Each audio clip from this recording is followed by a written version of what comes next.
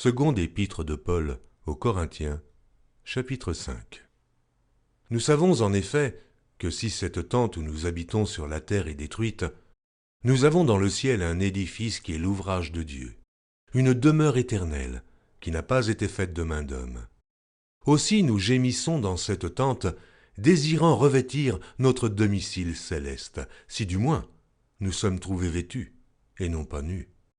Car tandis que nous sommes dans cette tente, nous gémissons accablés, parce que nous voulons non pas nous dépouiller, mais nous revêtir, afin que ce qui est mortel soit englouti par la vie.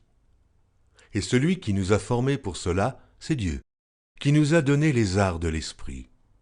Nous sommes donc toujours pleins de confiance, et nous savons qu'en demeurant dans ce corps, nous demeurons loin du Seigneur, car nous marchons par la foi et non par la vue. Nous sommes pleins de confiance, et nous aimons mieux quitter ce corps et demeurer auprès du Seigneur.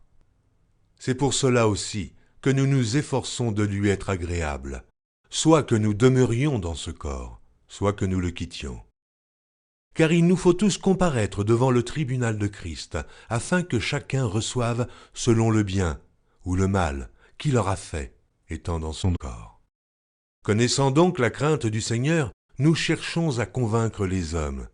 Dieu nous connaît, et j'espère que dans vos consciences, vous nous connaissez aussi.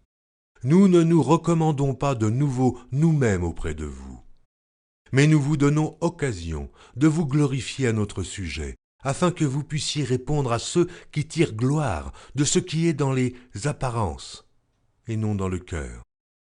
En effet, si je suis hors de sens, c'est pour Dieu.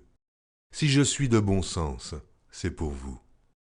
Car l'amour de Christ nous presse, parce que nous estimons que, si un seul est mort pour tous, tous donc sont morts, et qu'il est mort pour tous, afin que ceux qui vivent ne vivent plus pour eux-mêmes, mais pour celui qui est mort et ressuscité pour eux.